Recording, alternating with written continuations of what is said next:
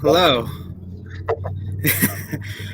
So thank you everyone for joining us. My name is André Sánchez. I am a volunteer with Latino Outdoors, he, him, él pronouns, and I volunteer with Latino Outdoors Fresno. I'm one of the outings leaders and the regional program coordinator, and I'm fortunate enough to have the opportunity to have a conversation today with Leonel. Leonel, if you'd like to introduce yourself. Sure. Leonel Arguello. I'm the program manager for resource management and science for Redwood National State Parks up in the far northwestern corner of California. I've been in this job. I've been at Redwood National Park, Redwood National State Parks for 33 years now. But my career, as it were. And yeah, glad to be here talking with you, Andre. Thank you. Thank you. Yeah, before we go on, I just want to point out that, today is arguably the last date of Latinx, Latino Heritage Month. So just wanted to, throw that pitch out there. But just because it's the last date on paper doesn't mean that we don't get to celebrate our culture, our cultura, our history beyond this date. So, just folks keep that in mind. But yeah, I'll kind of just go from there. Leonel, I don't know. Just want to do a quick check-in with you. How are you feeling? Like, how's your week been going? How's your Friday going? Any fun plans for the weekend?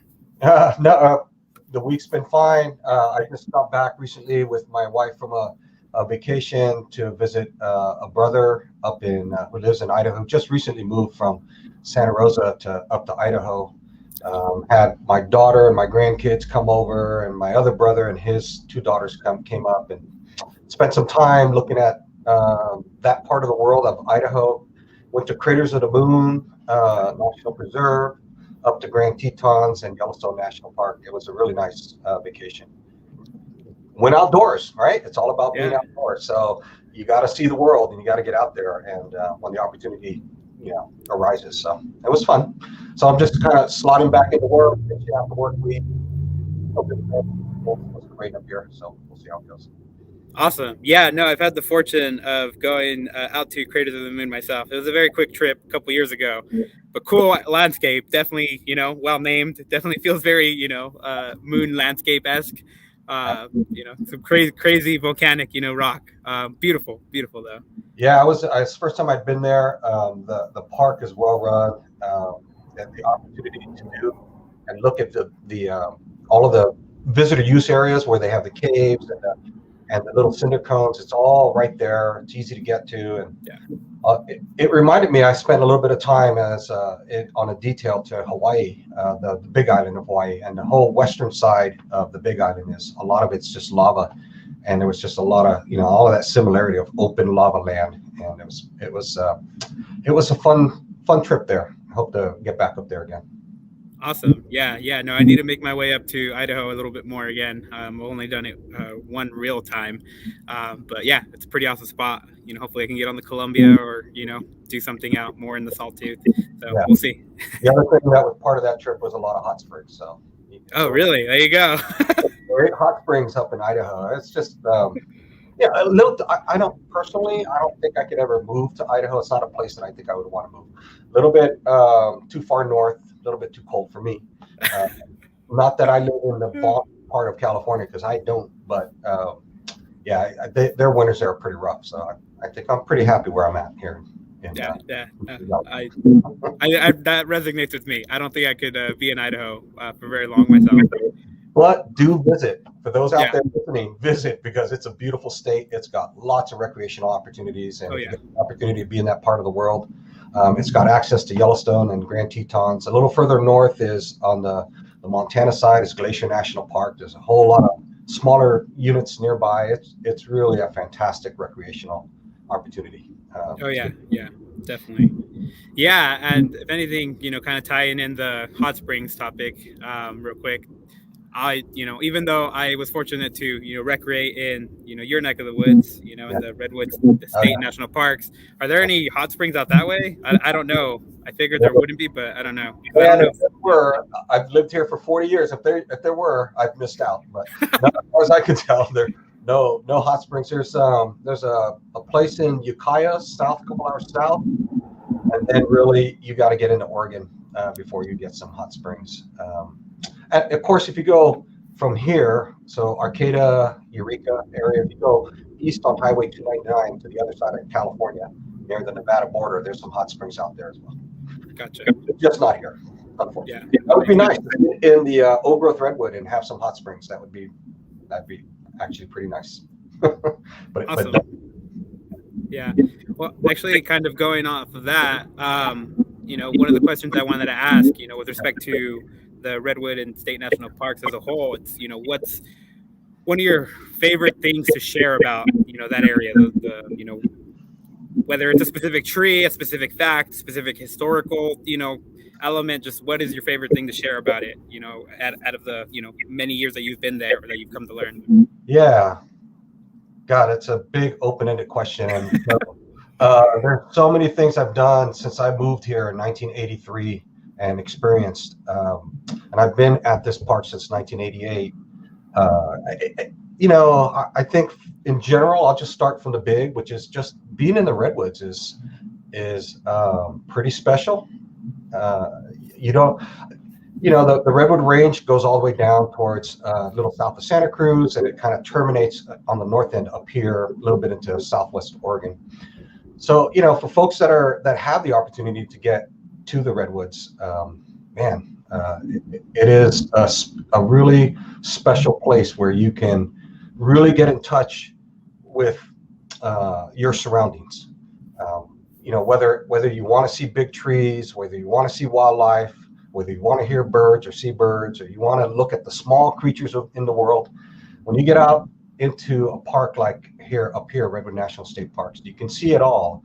You can see wild rivers. You can see grassy, bald hills where you get a whole different sense of ecology and ecosystems than the closed-in redwood forest. And then you've got that wild coastline, 37 miles up here, wild coastline. Really quiet. You can walk long stretches of the beach and not see anyone, or maybe run into one other person. It's just, I think that's the beauty and what I would convey primarily to folks who might be listening is the opportunity to recreate up here and to be outdoors, to be in a place and really get to know it and see it from the small, beautiful things to the real, obviously, macro big things like, the trees, the elk, bear. You can't get away from not seeing bear. If you get out of the car and walk some of the trails, you're going to see some bear because there's just lots of bear up in this part of the world. And don't be afraid; it's all good.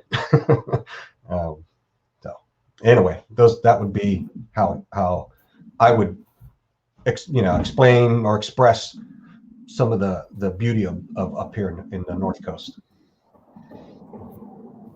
Awesome. Thank you for sharing all that. Yeah, actually, kind of with that said, like I said, I've had the fortune of, living in the greater area, in the Humboldt, coast. So I did get to visit a couple of times. And most recently, I had the fortune of interacting with you in person, during a Latino Outdoors event.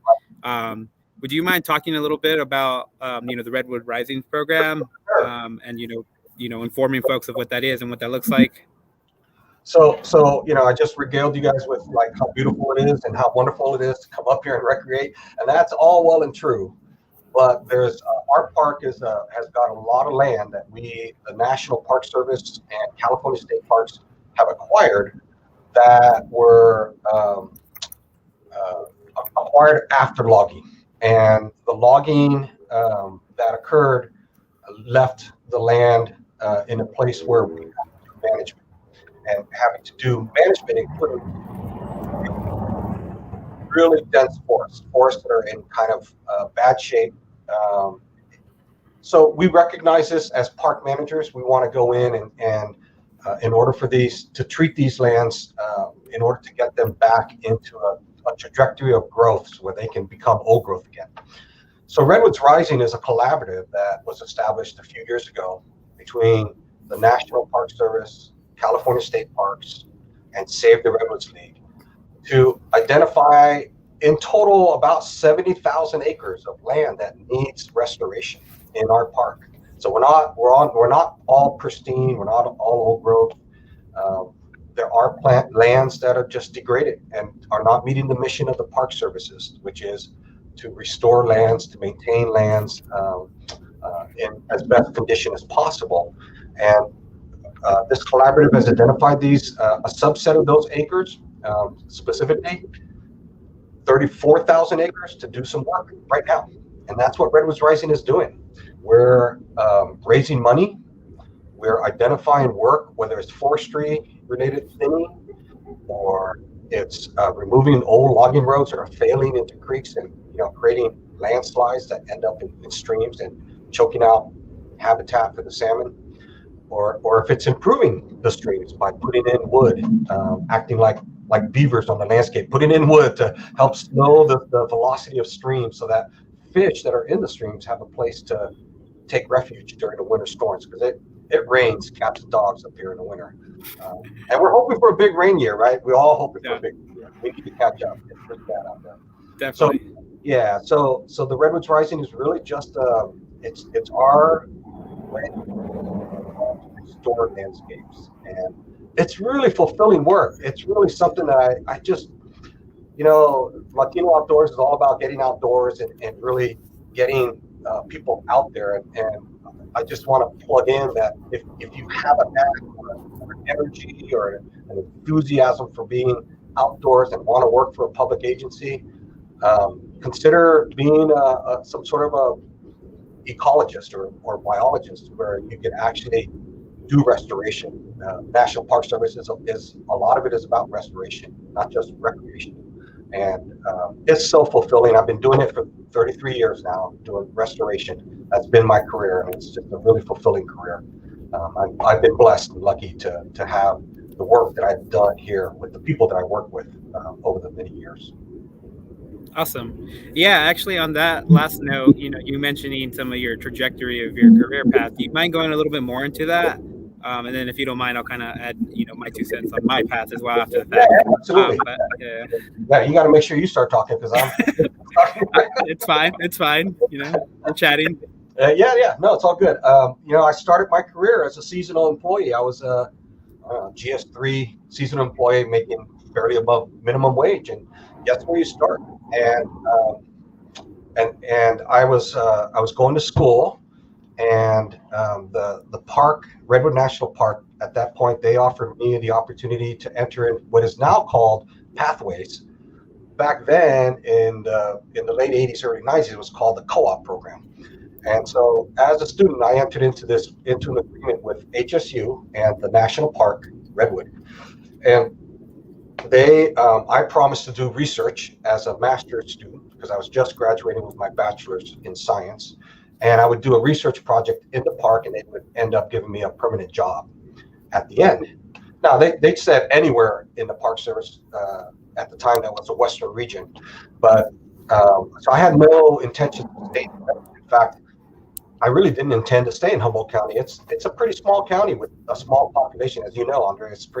It's remote. We're remote up here, and there's not a lot of connection. We're hours away from, the Bay Area, so to speak, and even further up to Portland. So I didn't intend to stay. I really didn't. But I got through my thesis. I got through my master's, and there was a job opening at the park as a botanist, which is what I was studying. I was studying botany, doing a research on the impact of prescribed fire on native plants, which was a cool project. I really enjoyed it. At the end, this position opened up at Redwood, and they wanted me in, and I slotted right in. I stepped right into the role, and I saw, a bit of luck, right? It's a bit about setting yourself up and doing the best you can personally. But then, as with all things, it's about timing and taking that opportunity when it presents itself and jumping at the opportunities to move up and move in. And so that's what I did, and I've been here at Redwood ever since. And I've kind of, as people have moved on up above, I kind of moved up with it, and that's just been my career ladder all the way through. And here I am now, the program manager for the Resource Management and Science Division, which I never thought I'd ever get to, but here I am. And I'm not done yet. I got more work to do. So, so that's just been my story. I had two daughters along the way, raised them. They moved on. Now they provided me with grandkids. It's just been a great run here in Humboldt. A bit isolating, but still a great run. Yeah, Definitely. Yeah, no. Yeah, so I'll present the question that I was thinking of next first, and then I'll briefly give my story. Just that way I don't forget the question. But that way you're kind of mulling on it. What kind of inspired you to pursue this career choice and to study what you studied? I guess I'll kind of work.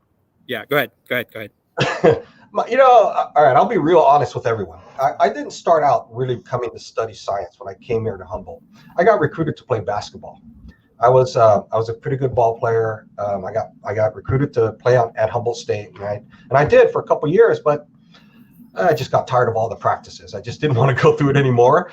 And I looked around. I was like, well, what am I going to do? What am I going to study? And what am I going to do at Humboldt so I could finish out my Humboldt career? And there was a professor that just got me kind of really excited about being out and looking at plants. And it wasn't just the plants, right? Because you would say, well, that's kind of boring, but it was about being outdoors. He would schedule field classes and field trips out into places that I've never been. I grew up in San Francisco. I grew up in the inner city of San Francisco and down in San Jose in high school. I didn't spend a lot of time outdoors. I didn't know much about the national parks until Humboldt State and with this class, and it just got me hooked on being outdoors and studying plants. And then the opportunity came after a couple of years. The opportunity came to get a seasonal job at this park, and doing botany work, vegetation management work. And, all those linkages just kind of lined up, and I like I said earlier, I jumped at the chance, knowing that we'll see where it goes. I was 18, 19, 20, I was in that age range, and I had my whole life in front of me. And so I just roll the dice and see what happens. and here I am. I'm still here, and it's been a real positive experience for me. And that's what's really got me excited. It was initially just being outside, right? Being able to go outdoors and not just, have an interior office job like I do now. Unfortunately, as a supervisor, now I'm indoors most of the time, so it's sad. But my career arc has been the love of being outdoors is what's got me involved in this. And I just, up here, I don't see a lot of Latinos in that career field, and I would love to see more. And a part of that is just where I am. I'm up in Northwest California. It's just not a lot of diversity up here.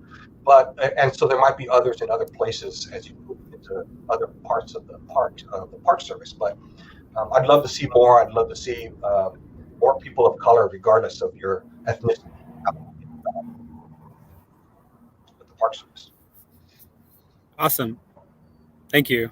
Yeah, no, I totally agree with all of that, and thank you for sharing your story and your part of your inspiration. Actually, I'll ask a couple more questions because I think it'll kind of all tie in for my part of my life story, if you will. But you mentioned you grew up, in the innermost parts of San Francisco and San Jose. That said, can you recall what might be one of your earliest memories of so-called like public lands, particularly a federal public land, or did you not get that opportunity until you went up to Humboldt and started taking those classes? I've been writing down kind of my for Latino Outdoors for a blog. I was kind of writing down just jotting down my history, and I started asking myself that very question: when did I really connect or become aware of national parks? And it really didn't happen, sadly, until high school and late high school. When I went camping, two brothers and I, and we went up and camping up over through Yosemite, up over through Tuolumne Pass and down towards Lee Vining and Mono Lake. There's a campground just above that. And that was my first understanding of national parks. And here already in high school, I grew up in Noe Valley in San Francisco, which is right kind of in the smack in the middle of the city, right below Twin Peaks. and then we moved down to San Jose, and I went to a high school down there, and I just didn't, our family just didn't have that passion for the outdoors. So I had to find that passion, and I found it.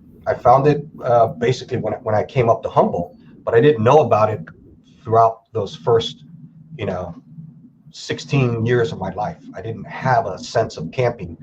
I knew car camping and being outside was cool, but it wasn't. I didn't. We didn't go. My mother was not about going camping. That was not her thing, man. It was not on our plate. I remember as a little kid, our family trips would be to Guerneville and stay in little cabins and hang out by the river and all that. And that's all Redwoods too, but we were in town. We're in Guerneville. And this was in the early 70s. And, that was cool. I went to 1 week camp with my brother, a CYO camp, a youth, the youth organization. And it was out north in Sonoma County as well. That's it. That's all I had. And it's a weird way. It's to have a career with the Park Service, but not know about it growing up. And I think that's the problem, is that we need to get people not only aware, but just hooked on being outside and getting outside. Definitely. Yeah, no. And that, I think, resonates with so many different people, honestly. I know a close family friend of mine, one of my friends, I'll say, we had a program that we helped put together, or we had collaboration, with folks here in Yosemite. And, it's a common narrative for residents of the San Joaquin Valley, here in Fresno, who literally have the backdrop of the Sierras, who've never gone up to Yosemite or to even, the Sierra National Forest.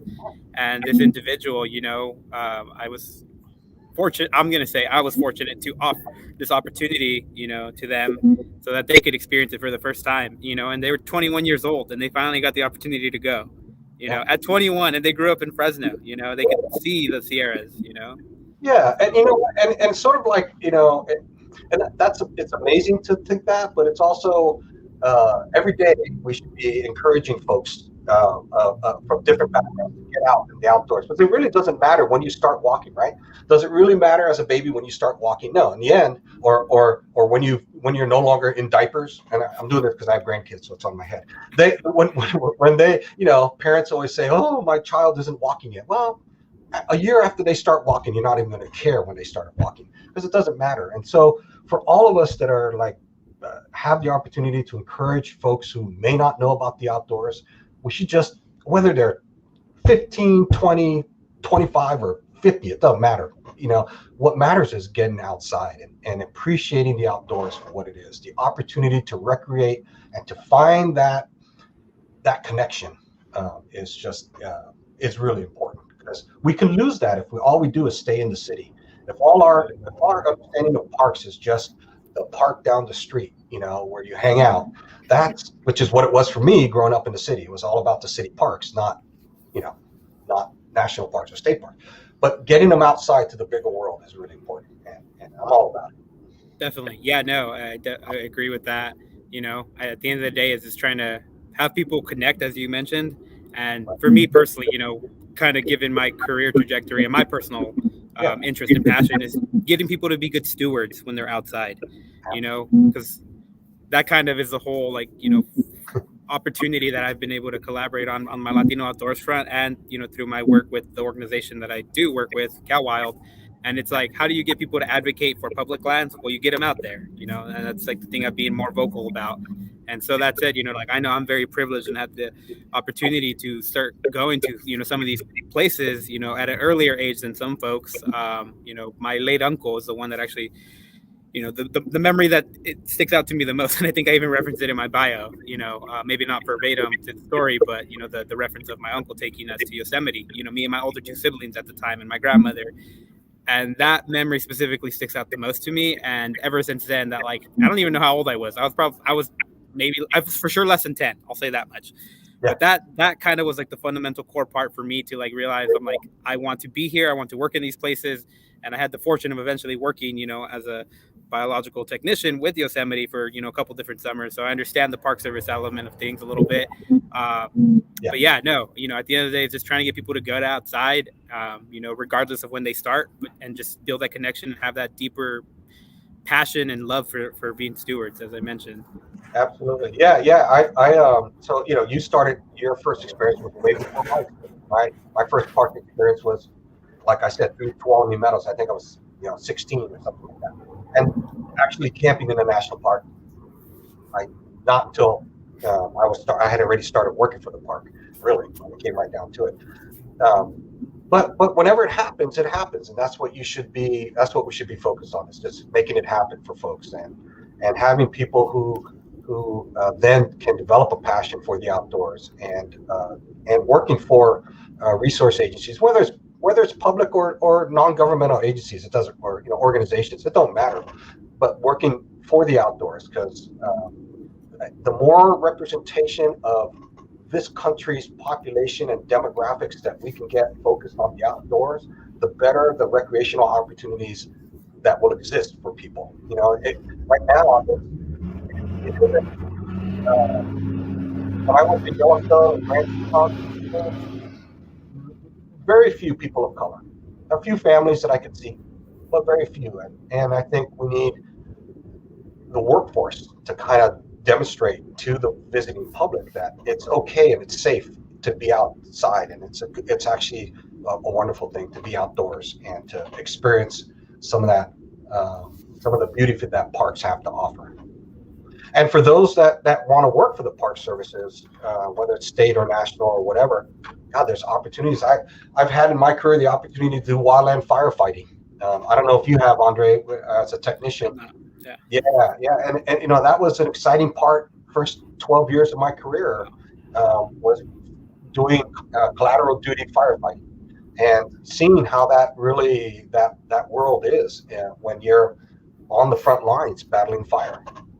And then that got old and difficult, so I moved into prescribed fire, and then within the park doing a lot of prescribed fire. So you just have these opportunities if you can find to really do different things within parks. You don't have to be biologists. There's just a lot of different opportunities. Definitely. No, yeah, thank you for that, because I'm actually glad you kind of shared a lot of those details, because I was about to actually ask, like you were mentioning, making it happen for folks. What are some ways to make it happen? And I think you covered that pretty well. Yeah. In terms of other ways that the National Park Service, particularly, the one that you're familiar with, your home park, what are some of those ways that they're making it happen? Whether it is through, doing work through Redwoods Rising, or or are there other internship programs, whether it is with your park or other ones, like I said? Yeah, so we partner, and I know we're running close to time. We got 2 minutes here. So our park, the National Park and California State Parks, works together, and we have our abilities to hire interns from the local universities. We hire volunteers. We get people through Redwoods Rising, that collaborative. There's a lot of ways to try to get in with parks. I do suggest volunteering if all other ways to get in with parks are closed for whatever reason. Try volunteering if you can afford it. If you can afford to hang out in a park, and even if it's a month or two, just to get your foot in the door, I certainly would recommend it. I know it's difficult and challenging, but keep trying. And certainly being in school helps. Being in college, getting a degree helps a lot, depending on what field you want to go into. It's not required. I'm not suggesting that it's required, because you could certainly get in with the Park Service without a degree. That's not an issue, but it helps in certain fields. It helps. And that's kind of a quick summation, because I know we've got less than a minute left here. Definitely. Yeah. And I want to honor your time. I know, I don't think it'll cut us off immediately, but I think one last thing I wanted to quickly, wrap up with is, what brings you joy in terms of like the outdoors, and I know it's kind of like an open, ended question, but what brings you joy? Yeah, it is an open-ended question. I've had this conversation in different ways with folks, my wife and my brothers recently. I think it's just being in the moment.